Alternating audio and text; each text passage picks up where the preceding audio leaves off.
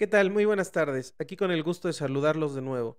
Esta vez analizaremos este libro de cabecera, un imperativo analizarlo para quienes estudian las relaciones internacionales, sobre todo el sistema encabezado por Estados Unidos después de la caída del bloque soviético. Este libro es del autor, difícil de pronunciar su nombre, Zbigniew Brzezinski. Su nombre es El Gran Tablero Mundial, la supremacía estadounidense y sus imperativos geoestratégicos. Le recordamos que Brzezinski es un nacido en Polonia, en Varsovia en 1928 y falleció en Estados Unidos en 2017. En el año 1956 adquirió la nacionalidad estadounidense.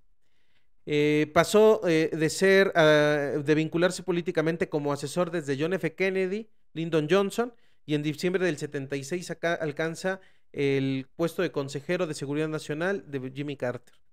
Independientemente de sus cargos inmediatos en la administración norteamericana, Zbigniew Brzezinski es recordado como un ideólogo o uno de los ideólogos con una visión estratégica de la expansión norteamericana en el contexto de la Guerra Fría. Este libro, entrando ya en el libro, La supremacía estadounidense, se divide en 7 capítulos. Esta vez hablaremos de la introducción y del capítulo 1. Y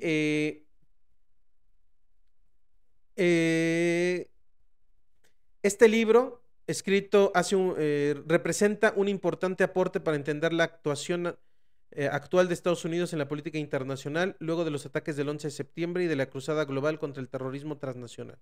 No obstante, el éxito de este texto es el de observar la capacidad revisionista de los calderos euroasiáticos frente a la unilateralidad y unipolaridad norteamericanas.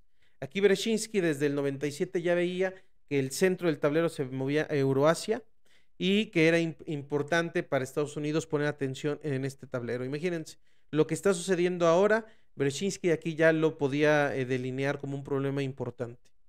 Y bueno, sin más, vamos directo con el tema. Zbigniew Brzezinski, El Gran Tablero Mundial, la supremacía estadounidense y sus imperativos geoestratégicos. Está dedicado a sus estudiantes, dice, para ayudarlos a construir el mundo del mañana. Introducción, política de superpotencias. Desde que los continentes empezaron a interactuar en el terreno de la política, hace alrededor de 500 años, Eurasia ha sido el centro del poder mundial. De diferentes maneras y en épocas diferentes, los pueblos que vivían en Eurasia, principalmente los de su periferia europeo-occidental, penetraron y dominaron a las demás regiones del planeta a medida que los distintos estados euroasiáticos alcanzaban el estatus especial de potencias principales del mundo y pasaban a disfrutar de los correspondientes privilegios. La última década del siglo XX ha sido testigo de un desplazamiento tectónico de los asuntos mundiales. Por primera vez en la historia, una potencia no euroasiática ha surgido no solo como el árbitro clave de las relaciones del poder euroasiáticas, sino también como la suprema potencia mundial. La derrota y el colapso de la Unión Soviética fueron el último escalón de la rápida ascensión de una potencia del continente americano. Los Estados Unidos, como la única e indudablemente como la primera potencia realmente global. Sin embargo, Eurasia mantiene su importancia geopolítica. No solo su periferia occidental, Europa, sigue siendo el lugar desde donde gran parte del poder político, económico y mundial está localizado, sino que su región oriental, Asia, se ha convertido recientemente en un centro de crecimiento económico vital y con creciente influencia política.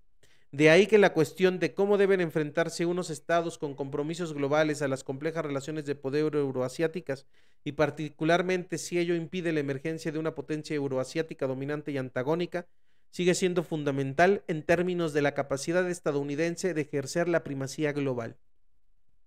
De ello resulta que, además de cultivar las diferentes dimensiones de poder más novedosas como tecnología, comunicaciones, información, así como comercio y finanzas, la política exterior de los Estados Unidos debe seguir ocupándose en la dimensión geopolítica y emplear su influencia en Eurasia para crear un equilibrio continental estable en el que los Estados Unidos ejerzan las funciones de árbitro político. Eurasia es, pues, el tablero en el que la lucha por la primacía global sigue jugándose, y esa lucha involucra a la geoestrategia, la gestión estratégica de los intereses geopolíticos. Es de notar que una fecha tan cercana como 1940, dos aspirantes al poder global, Adolf Hitler y Joseph Stalin, acordaron de forma explícita en las negociaciones secretas que tuvieron lugar en noviembre de ese año que los Estados Unidos debían quedar excluidos de Eurasia. Tanto uno como otros habían comprendido que una inyección de poder estadounidense en Eurasia podía obstaculizar sus ambiciones de dominio global. Ambos compartían la creencia de que Eurasia es el centro del mundo y la de que quien controle a Eurasia controlará el mundo. Medio siglo después, el tema ha sido redefinido. ¿Se mantendrá la primacía estadounidense en Eurasia? Y si es así, ¿con qué fines? El objetivo último de la política estadounidense debería ser benéfico y visionario: dar forma a una comunidad global verdaderamente cooperativa, de acuerdo con unas orientaciones de largo alcance y con los intereses fundamentales de la humanidad. Mientras tanto, empero, es esencial que no se produzca el surgimiento de ningún aspirante del poder euroasiático capaz de dominar Eurasia y, por lo tanto, también de desafiar a los Estados Unidos. La formulación de una geoestrategia global e integrada para Eurasia es así el objetivo de esta obra. Zygmunt Brzezinski, Washington, D.C., abril de 1997. Continuamos entonces con el capítulo 1, del cual haremos un resumen. Capítulo 1. Una nueva clase de hegemonía. La hegemonía es algo tan viejo como la humanidad, pero la actual supremacía global estadounidense se destaca por la rapidez con la que ha surgido, por su alcance global y por la manera en que se ejerce. En el transcurso de un solo siglo, los Estados Unidos se han transformado a sí mismos y han sido también transformados por las dinámicas internacionales, de tal manera que un país que estaba relativamente aislado en el continente americano se ha convertido en una potencia con una capacidad de ascenso y de control mundiales sin precedentes. El corto viaje hacia la supremacía mundial. La guerra hispano-estadounidense de 1898 fue la primera guerra de conquista de los Estados Unidos fuera de su territorio. La guerra hizo que el poder estadounidense penetrara bien dentro del Pacífico, llevándolo más allá de Hawái hasta las Filipinas. Al iniciarse el siglo, los estrategas estadounidenses ya estaban desarrollando doctrinas sobre la supremacía nacional en los dos océanos y la Armada estadounidense había empezado a cuestionar las condiciones de Gran Bretaña, de reina de los mares.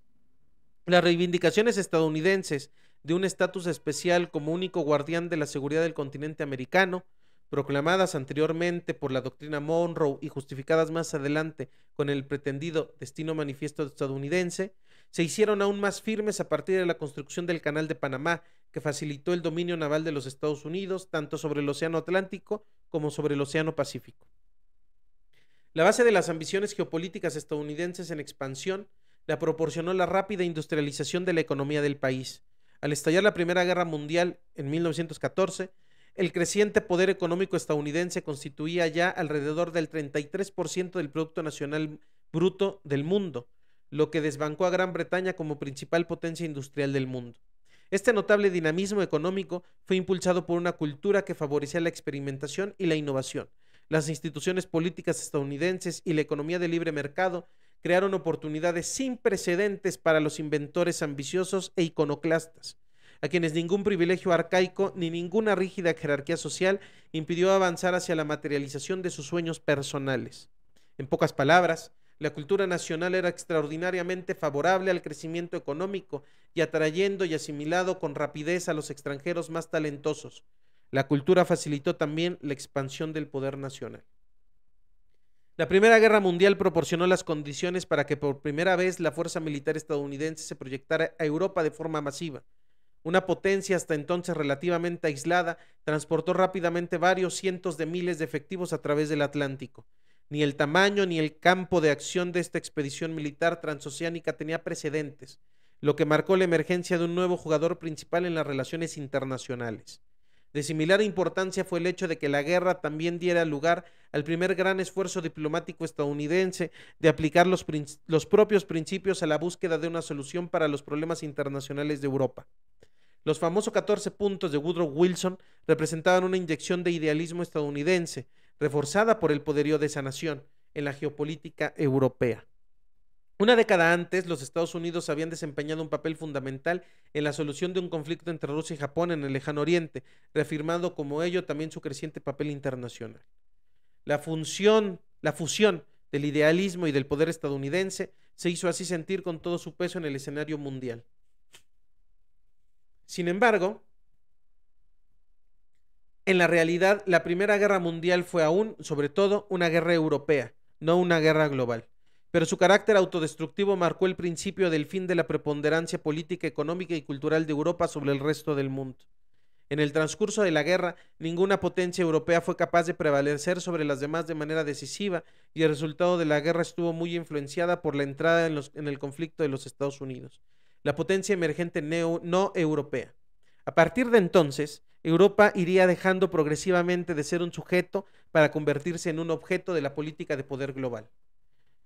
No obstante, este breve estallido del liderazgo global estadounidense no dio lugar a un compromiso continuado de los Estados Unidos en los asuntos mundiales. En lugar de ello, los Estados Unidos se retiraron rápidamente a una autocomplaciente combinación de aislamiento e idealismo. Aunque hacia mediados de los años 20 y principios de la década de los 30, el totalitarismo se iba haciendo fuerte en el continente europeo, el poder estadounidense, que para entonces incluía una poderosa flota presente en los dos océanos y que superaba con creces a la Armada Británica,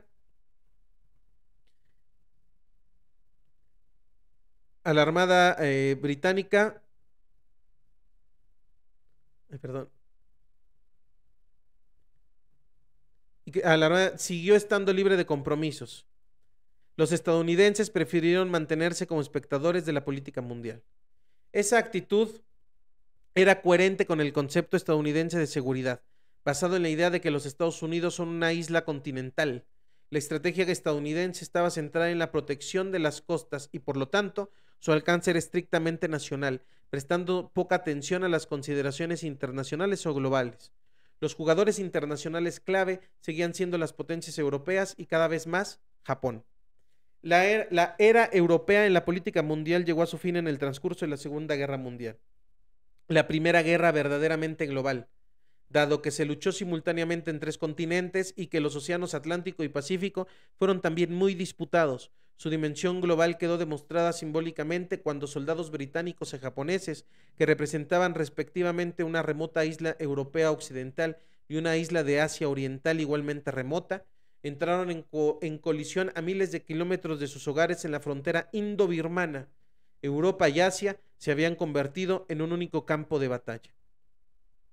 Si el resultado de la guerra hubiera sido el de una clara victoria para la Alemania nazi, una única potencia europea podría haber surgido como potencia preponderante a nivel global.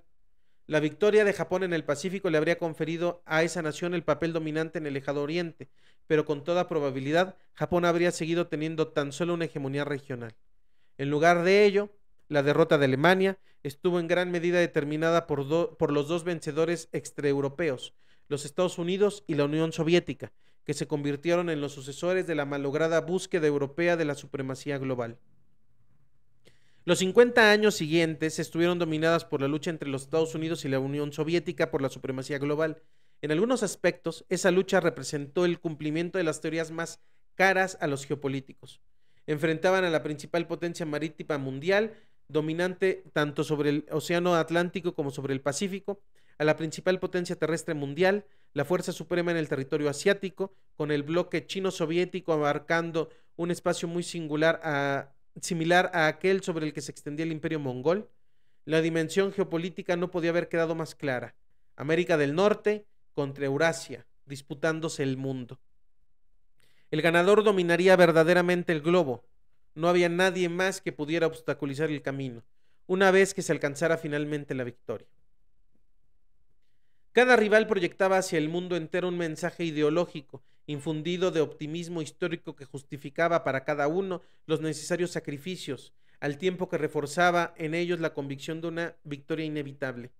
Cada rival era claramente dominante dentro de su propio espacio, a diferencia de los aspirantes imperiales europeos a la hegemonía mundial, ya que ninguno de ellos consiguió jamás afirmar decisivamente su preponderancia dentro de la propia Europa. Y cada uno usó su ideología para reforzar la sujeción de los respectivos vasallos y tributarios de una manera que recordaba en cierto modo los tiempos de las guerras religiosas. La combinación del campo de acción geopolítico global y la proclamada universalidad de los dogmas en pugna dio a la lucha una intensidad sin precedentes, pero un factor adicional, también imbuido de implicaciones globales, hizo que la lucha resultara verdaderamente inusual. Con el advenimiento de las armas nucleares, una guerra frontal de tipo clásico entre los dos principales oponentes no solo entrañaría su destrucción mutua, sino que podría tener consecuencias letales para una parte significativa de la humanidad. De ahí que la intensidad del conflicto se combinara simultáneamente con una extraordinaria autocontención por parte de ambos rivales.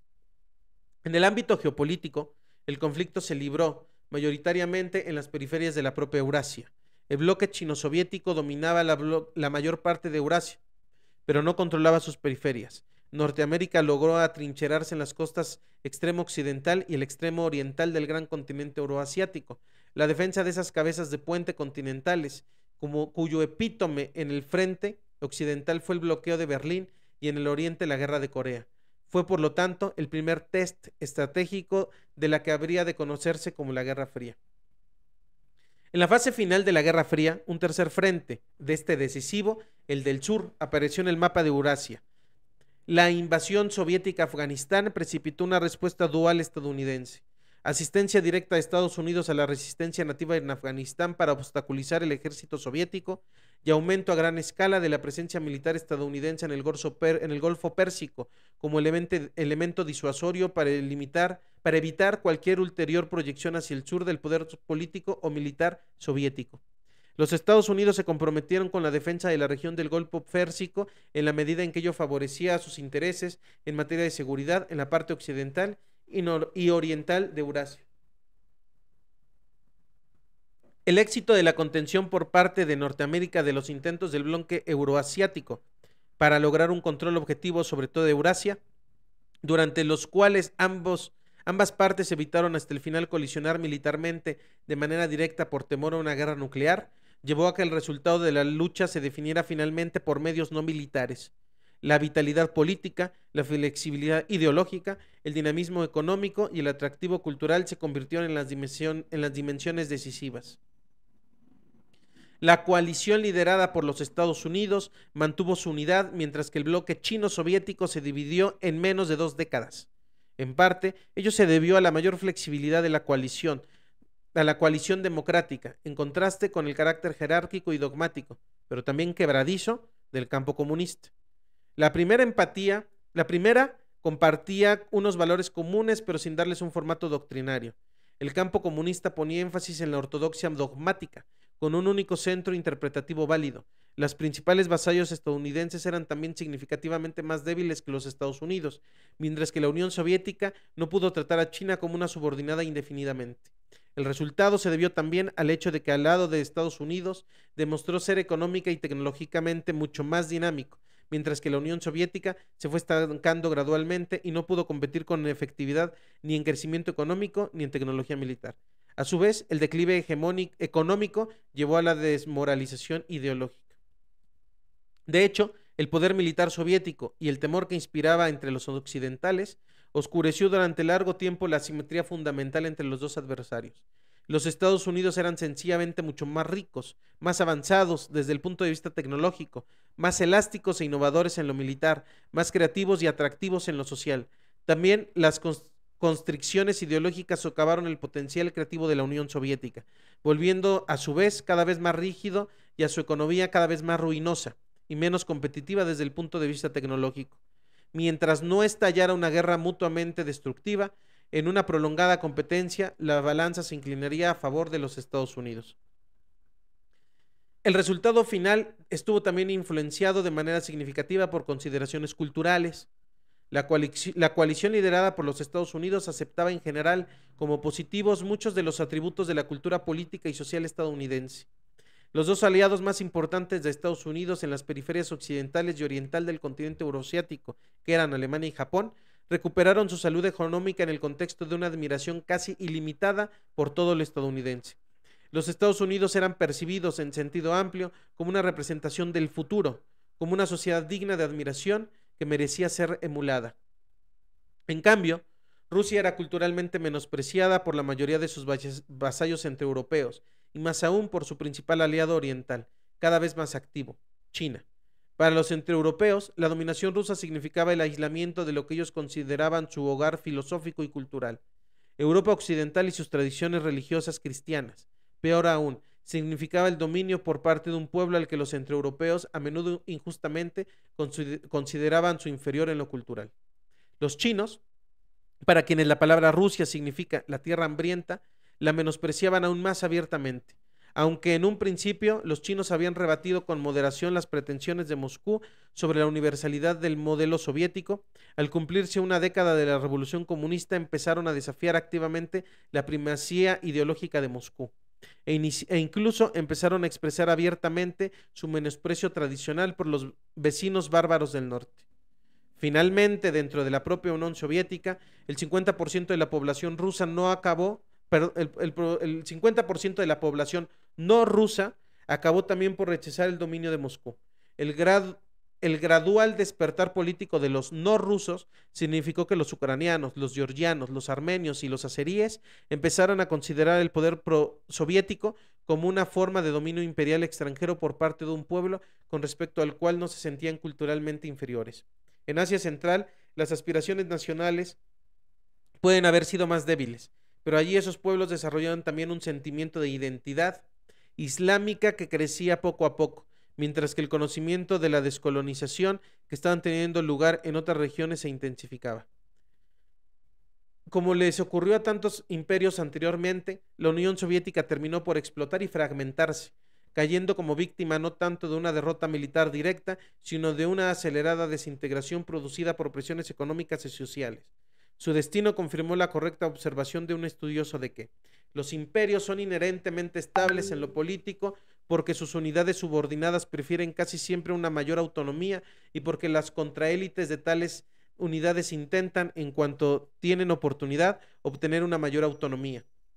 En este sentido, los imperios no caen, más bien se separan, por lo general muy lentamente, aunque algunos con notable rapidez. La primera potencia global. El colapso de su rival dejó a Estados Unidos en una posición única. Se convirtieron simultáneamente en la primera y única potencia realmente global, y sin embargo, la supremacía global de los Estados Unidos recuerda, en cierto modo, a la de los viejos imperios, a pesar de que el campo de acción regional de estos era más restringidos. Estos imperios basaban su poder en una jerarquía de vasallos, tributarios, protectorados y colonias, y solían considerar como bárbaros a quienes se encontraban en el exterior. En alguna medida, esta terminología anacrónica no resulta totalmente inapropiada para algunos de los estados que actualmente se mueven en la órbita estadounidense. Igual que en el pasado, el ejercicio del poder imperial estadounidense se deriva en gran medida de la organización superior, de la habilidad para movilizar con rapidez vastos recursos económicos y tecnológicos con propósitos militares, del vago pero significativo atractivo cultural del American Way of Life y del franco dinamismo e inherente competitividad de las élites sociales y políticas estadounidenses. Luego nos saltaremos a la parte final. En toda esta parte que nos saltamos se explica cómo todos los imperios desde Roma han ido cayendo, o como le explica, se han ido separando.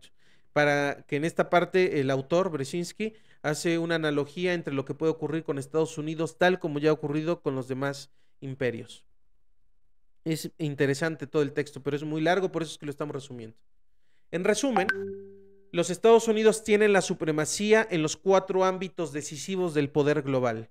En el militar, su alcance global es inigualado. En el económico, siguen siendo la principal locomotora del crecimiento global, pese a que en algunos aspectos Japón y Alemania, que no disfrutan del resto de los atributos del poder global, se le acercan. En el tecnológico, mantienen una posición de liderazgo global en los sectores punta de la innovación. Y en el cultural, pese a cierto grado de tosquedad, disfrutan de un atractivo que no tienen rival, especialmente entre la juventud mundial. Todo ello da a los Estados Unidos una influencia política a la que ningún otro estado se acerca. La combinación de los 4 ámbitos es lo que hace de los Estados Unidos la única superpotencia global extensa. Recordemos, poder militar, poder económico, poder tecnológico y poder cultural. El sistema global estadounidense. Aunque la preeminencia internacional estadounidense evoca indefectiblemente ciertas similitudes con los anteriores sistemas imperiales. Las diferencias son más importantes y van más allá de la cuestión de alcance territorial. El poder global estadounidense se ejerce a través de un sistema global cuyo diseño es netamente estadounidense y que refleja la experiencia doméstica de ese país. En esa experiencia doméstica resulta central el carácter pluralista de la sociedad estadounidense y su sistema político. Los viejos imperios fueron construidos por élites políticas aristocráticas y en la mayoría de los casos estaban gobernados por regímenes esencialmente autoritarios o absolutistas. El grueso de las poblaciones de los estados imperiales o bien eran políticamente indiferentes o en tiempos más recientes estaban infectados por las emociones y símbolos imperialistas. La búsqueda de la gloria nacional, la carga del hombre blanco, la misión civilizatoria, por no hablar de las oportunidades para conseguir beneficios personales, todo ello sirvió para movilizar apoyos para las aventuras imperiales y para mantener una pirámides imperiales de poder esencialmente jerárquicas. La actitud de la opinión pública estadounidense con respecto a la proyección externa del poder norteamericano ha sido mucho más ambivalente. La opinión pública apoyó la entrada estadounidense en la Segunda Guerra Mundial, sobre todo a causa del efecto del shock del ataque japonés sobre Pearl Harbor. El compromiso de los Estados Unidos en la Guerra Fría fue asumido inicialmente con muchas más reticencias, hasta el bloqueo de Berlín y la Guerra de Corea que siguió a continuación. Una vez finalizada la guerra, las emergencias de los Estados Unidos como único poder global no dio lugar a grandes manifestaciones de satisfacción pública, sino que más bien reforzó las preferencias por una definición más limitada de las responsabilidades estadounidenses en el exterior. Las encuestas de opinión llevadas a cabo en 1995 y 1996 señalaron que en general la opinión pública prefería que los Estados Unidos compartieran el poder global con otros en lugar de ejercerlo como monopolio. A causa de estos factores domésticos, el sistema global estadounidense se pone un énfasis en la técnica de cooptación, como en el caso de los rivales derrotados, Alemania, Japón y recientemente Rusia, mucho mayor que el que ponían los viejos sistemas imperiales. Asimismo, se basa en la medida importante en el ejercicio indirecto de la influencia sobre las élites extranjeras dependientes, mientras que obtiene grandes beneficios a partir del atractivo que ejercen sus principios democráticos y sus instituciones. Todo lo anterior se refuerza con el impacto masivo pero intangible de la dominación estadounidense sobre las comunicaciones globales, las diversiones populares y las culturas de masas, y por la influencia potencialmente muy tangible de la tecnología punta estadounidense y de su alcance militar global. La dominación cultural ha sido una faceta infravalorada del poder global estadounidense. Piense lo que se piense acerca de sus valores estéticos, la cultura de masas estadounidense ejerce un atractivo magnético, especialmente sobre la juventud del planeta. Puede que esa atracción se derive en la cualidad hedonística del estilo de vida que proyecta, pero su atractivo global es innegable. Los programas de televisión y las películas estadounidenses representan alrededor de las 3/4 partes del mercado global.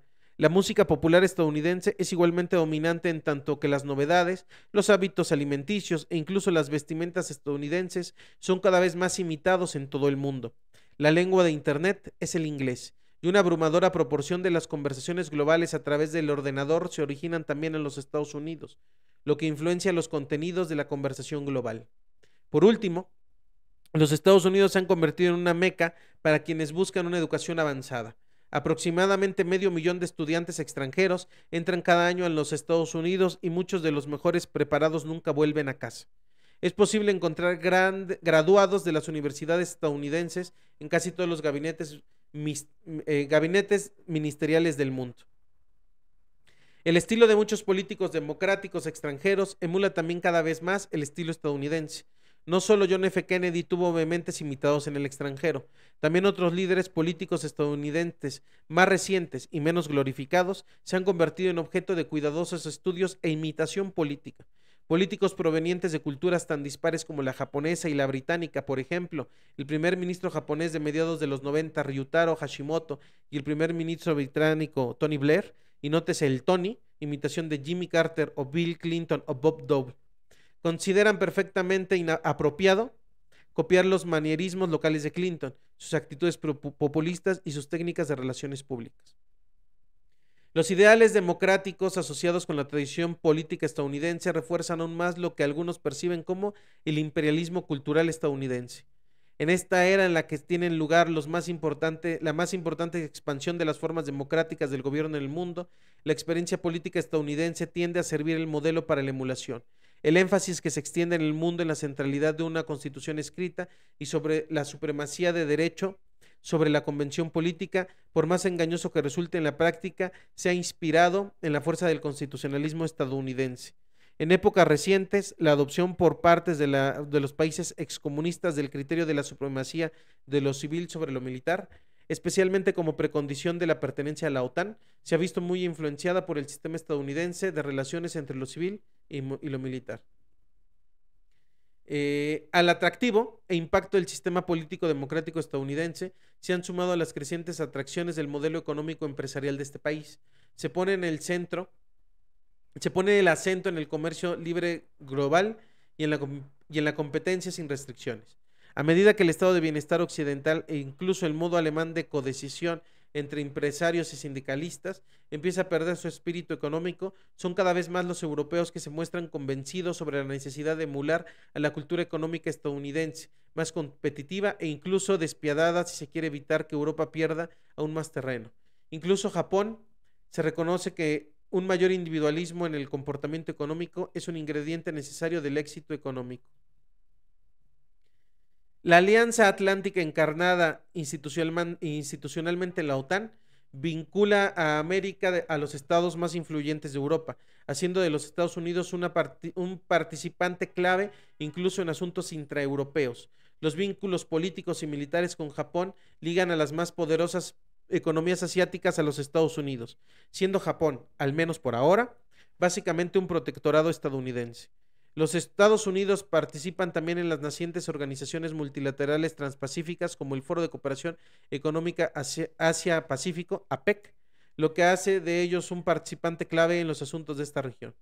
El continente americano suele estar protegido de las influencias exteriores, lo que permite que los Estados Unidos desempeñen el papel central en las organizaciones multilaterales panamericanas existentes.